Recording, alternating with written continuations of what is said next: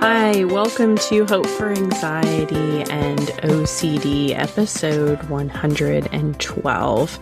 I know it's the end of January right now, and some of you may have be gung-ho in the middle of working on goals that you started at the beginning of the year. Some of you may have given up on them completely, and some of you may be somewhere in the between.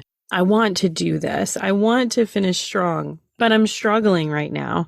So I wanted to talk with you today about finding motivation to finish. We can have good plans, good intentions, but if we don't know how to execute and get our plan from start to finish, then we're going to have a challenge. I think many times we get excited, right? Like, yes, it's a new year, fresh start. I want to make changes to my physical health. I want to eat better. I want to actually stick to my budget this month instead of just spending erratically.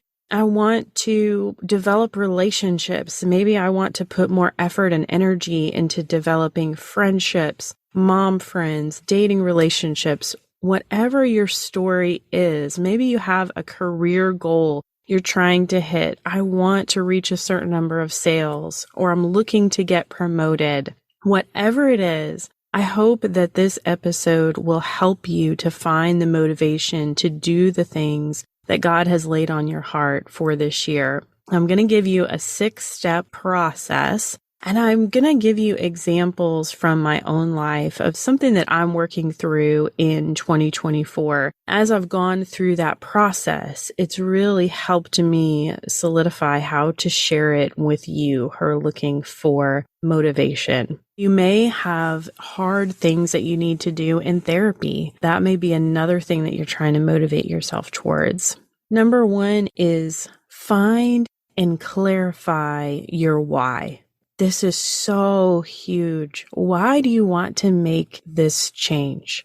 I saw a picture of myself in December. It was a picture of my family in front of a Christmas tree at church. I looked at how I looked physically and realized I am carrying more weight than I want to be carrying at this point. I've gone through various weight fluctuations over the years. I've lost it. I've probably lost the same 15 pounds and found it several times at this point. And then another thing happened in December where something popped up on my Facebook memories where 4 years ago I had been working out regularly at the Y, and it was a picture of me with that class, and the teacher it was her last day, so we had all gotten together and taken a picture to kind of wish her well in her new adventure. I contrasted those two pictures in my mind, and I was like, okay, here's me now. I'm not happy with not just the way that I look, but I'm not happy with the way that I feel. I have this other picture of me where I was feeling amazing. I was moving my body on a regular basis. My mental health was great because of that movement of my body, and I was getting all of those endorphin benefits, everything that was going on. I was sleeping, so many positive benefits to exercise and eating right. So I decided I've got to do something different, and actually got sucked into a Facebook ad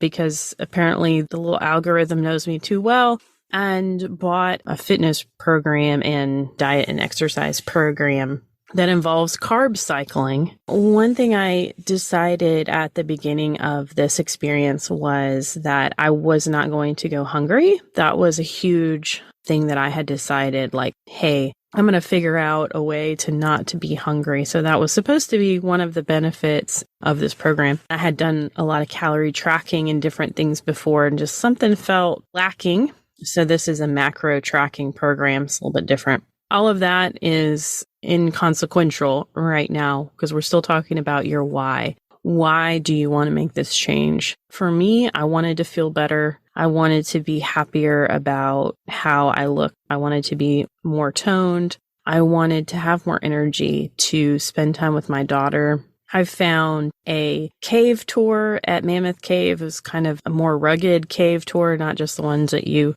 do the typical walkthrough of. But I thought, man, I would really love to go on that rugged cave tour for some self-care and feeling a sense of accomplishment for myself. I've loved caves for a long time. I probably haven't shared on the podcast before, But caves have been always just something that have been really interesting to me. And I've done several different cave tours, even done several of the ones at Mammoth Cave. I decided, hey, I'd really like to go on this, but if I try to go in my current physical fitness level, I am not going to feel good about it. I am going to be absolutely hurting, and my back is probably going to be wishing that I really didn't do that. So I knew that I had to strengthen up my abs more. So that's one of my goals that I'm working towards, is being able to do that cave program.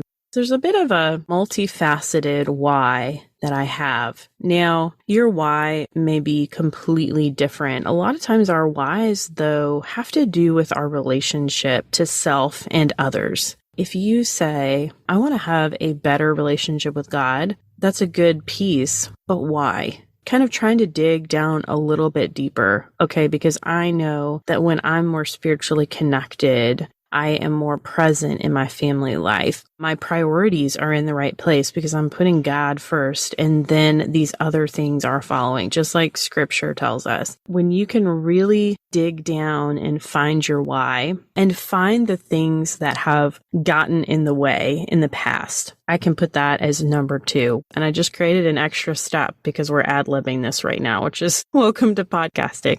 Find out what has failed in the past, kind of learning from your past mistakes. One thing that I've learned from past health journeys is that the number on the scale really screws me up. I can't be focused on that. If I'm focused on that and it doesn't fluctuate the way that I want it to, I end up getting discouraged. If it fluctuates to a certain level, then I'm like, hey, I can eat more. And sometimes I get derailed on the diet aspect of things.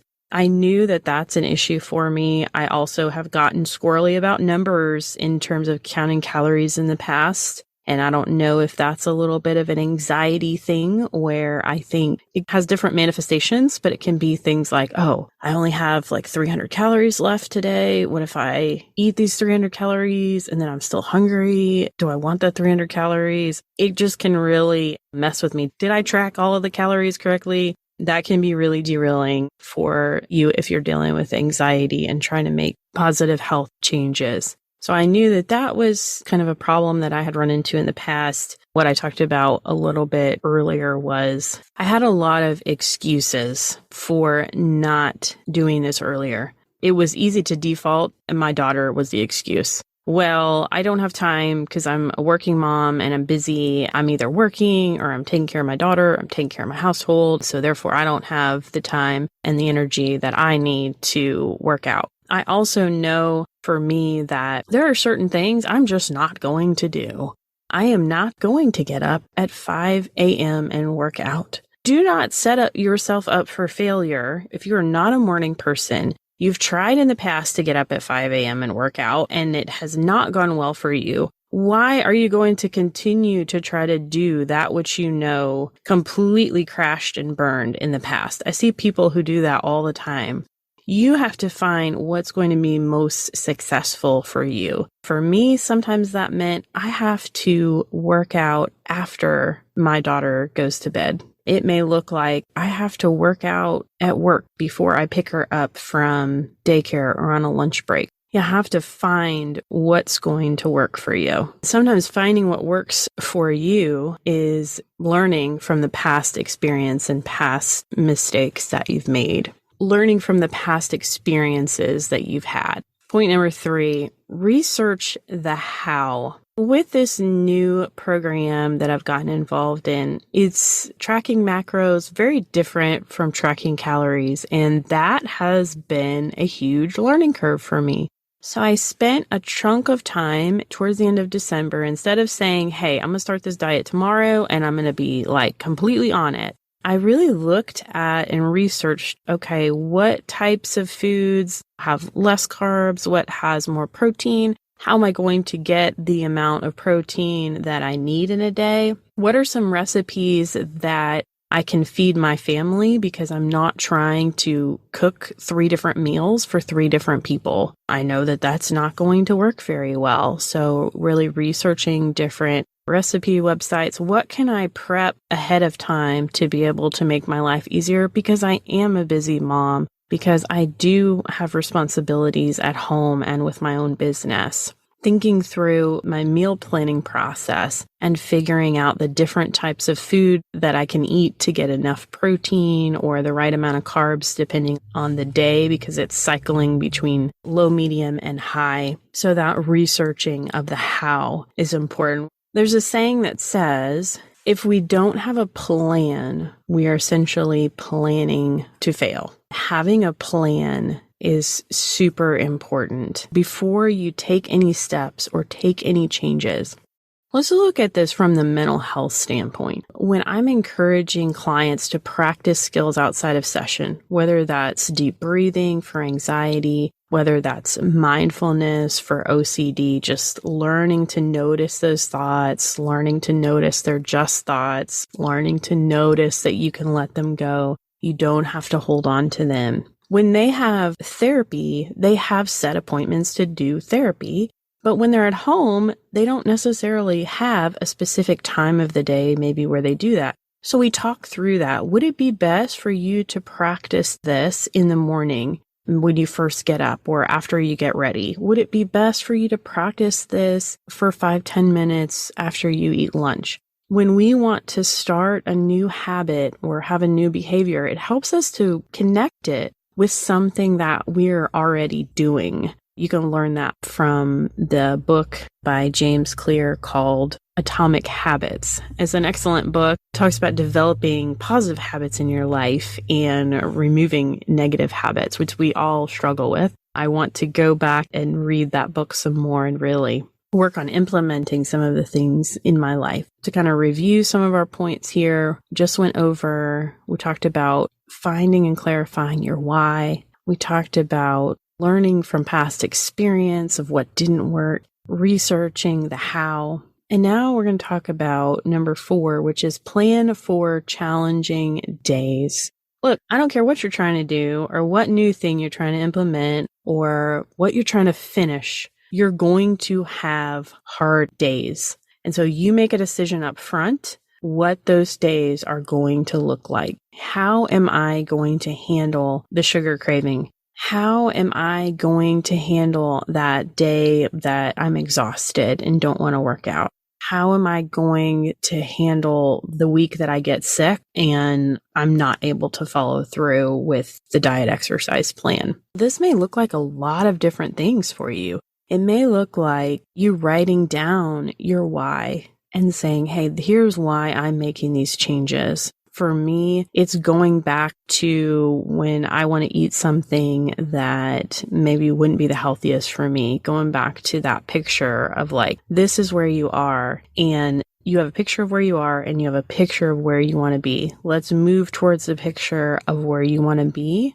instead of continuing to stay in the picture of where you are. It may be certain affirmations that you write down to yourself, like God is bigger than any challenge that I'm going to face today. That's something that I tell myself when I feel stuck, when I feel like I can't do something. All the strength and the power that you need, you can access through the Holy Spirit, through prayer, and that spiritual connection to God is super important. If this is something that God has called you to do, then He is going to equip you and enable you to be able to do it. And I have to speak that to myself on a regular basis. So keep that in mind. Plan for your challenging days. Maybe that means if you're trying to change your diet, that you have some quick, healthy foods in the refrigerator. And maybe it means that you have a list written down of like, hey, if I don't have this food, I can eat this food. Looking, if you eat out a lot, what are some healthy options as I'm eating out? When you're talking about motivation for mental health changes, knowing that you can make positive changes and it's not always going to look like a straight diagonal line. That's true of any positive change. I tell my clients all the time, you're going to have your ups and downs as you're making progress. So don't be discouraged when you take a step back. Just know, okay, I have made this much progress so far because I take one step back. That doesn't negate the progress that I've already made. I've got to keep going and go to the next thing, go to the next piece. and pick up, okay, today you totally blew it. That doesn't mean that has to become a habit. That doesn't mean you have to go back to square one. You can say, you know what? I can start again later today. I can start again tomorrow. Number 5, seek accountability.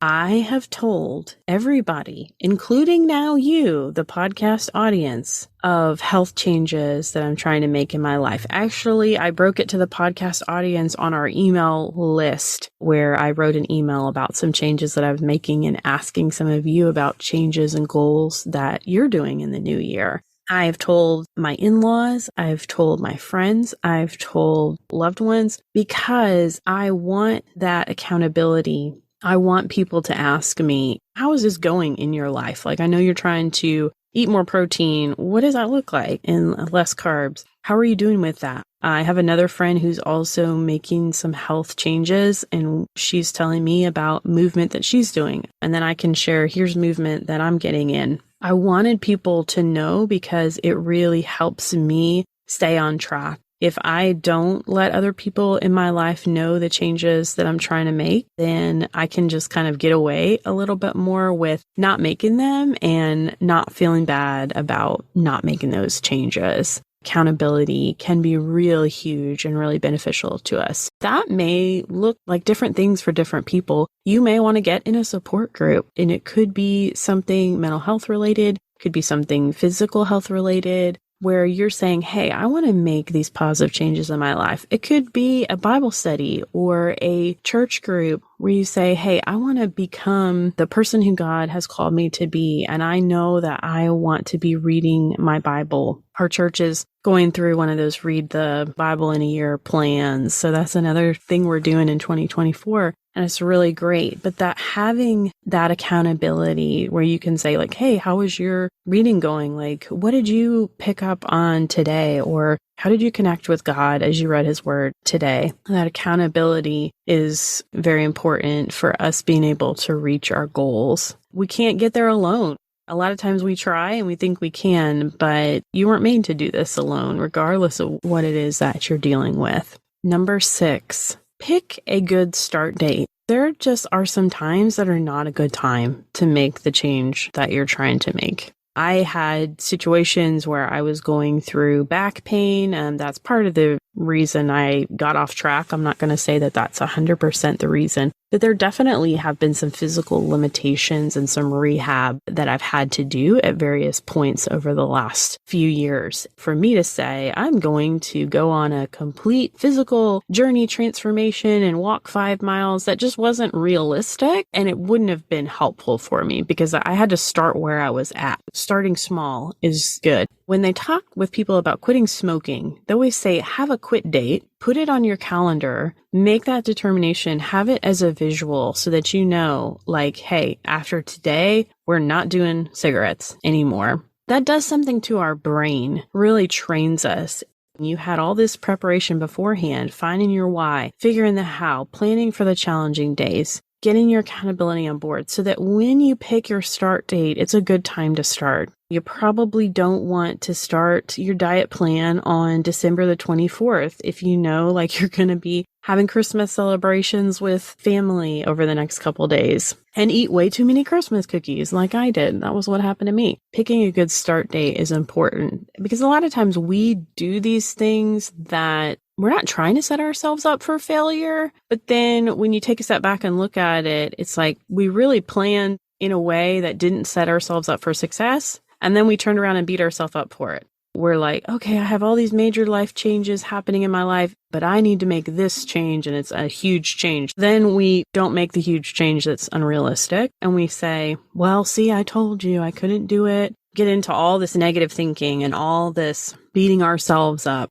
Going back to planning for the challenging days, we've got to learn to be kind to ourselves. We've got to learn that we're not always going to hit the mark. That's what grace is for. That's what the love of God is here for us in knowing that it's okay. That doesn't mean we're a horrible person. It doesn't mean that we're not ever going to reach our goals because we can get into all of this negative thought process. Oh, see, I told you I couldn't do this and I couldn't do that. And we just end up getting stuck and kind of wallowing in a place of shame. The last step that I want to talk you through is execute. When you are executing your plan and your goals and the step-by-step process, sometimes you need to ease your way into it. What I'll find in talking with clients, they'll say, well, I'm going to create a goal. They're not walking at all, let's say. And they're saying, I'm going to create a goal where I am walking 30 minutes every day this week. And I'm kind of like, but you're not walking at all. That might be a good goal. Say if you were walking 4 or 5 times a week and you want to do every day. Or if you said, hey, I'm walking every day for 15 and I'd like to walk for 20 every day. Sounds a little bit more doable, but to go from 0 to 100% is probably not going to happen. And that's that whole setting yourself up for failure. Maybe if you're trying to make positive health changes, maybe just focus on one thing. I'm going to drink X amount of ounces of water a day, whatever is deemed healthily, because that depends on your body weight. I'm going to drink this much water per day, or I'm going to trade one soda for sparkling water, or instead of drinking this soda, I'm going to drink flavored water instead. And making that one small change. And then when you can stick with that one small change, going to the next small change. Okay, maybe you decide, you know what, instead of pulling through the drive-thru and getting a breakfast sandwich, I am going to get the oatmeal, or I am going to get a smoothie or make something at home, whatever you deem is reasonable that you're going to be able to do. And then you can always change that. And because maybe you decide that the oatmeal is healthier than this, but it still has too much sugar, or whatever the case is. You can always shift and adjust and change your plan as needed. And that's an important thing to remember. So let's talk through small changes that you can make to improve your mental health. Can you reduce alcohol consumption? Can you go to bed at the same time every night? Can you develop a relaxing bedtime routine or a joyful morning routine? What does that look like to wake up and embrace the joy of the Lord? Some of us have a really hard time with that in the morning, but you can do it. Put on a worship song, or get up and stretch and move your body. Go outside and take a deep breath. Maybe not if it's super cold. Whatever it is that is going to help you engage in that process. Maybe you decide that your mental health goal is going to be journaling. I'm going to take 5 minutes before I go to sleep and just write down some of the things that I've been thinking about. Maybe it's I'm going to reach out and ask someone for help this week. That's huge. That's something that we have a hard time doing. I'm going to work on saying no more when what's being asked of me doesn't suit me or isn't healthy. I'm going to set a boundary with a coworker or friend.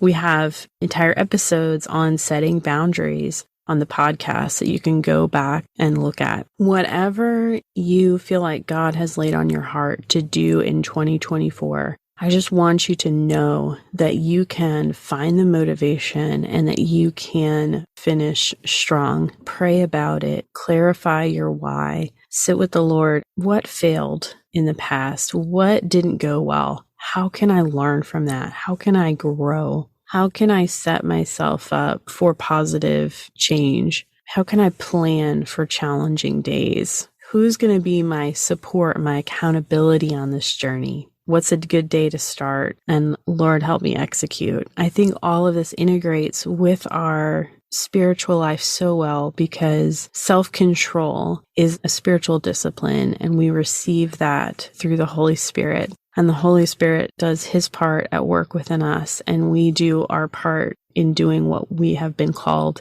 and asked to do in obedience. Thank you guys for listening to this episode. I hope that you are going to finish strong as we get to the end of January today, and as you continue to make changes throughout the year. If there's anything that we can do to help and support you in that process, please let us know. I'm always up for episode suggestions. We do have a personal story interview coming your way in a couple weeks of a lady who went from being in a mental health hospital to really thriving and is now a health educator and advocate. She's going to share some of her story, and I know that's going to be inspiring to you as well. Hope for Anxiety and OCD is a production of By the Well Counseling.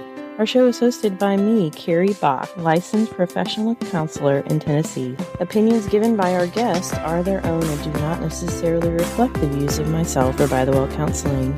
Our original music is by Brandon Mangrum. Until next time, may you be comforted by God's great love for you.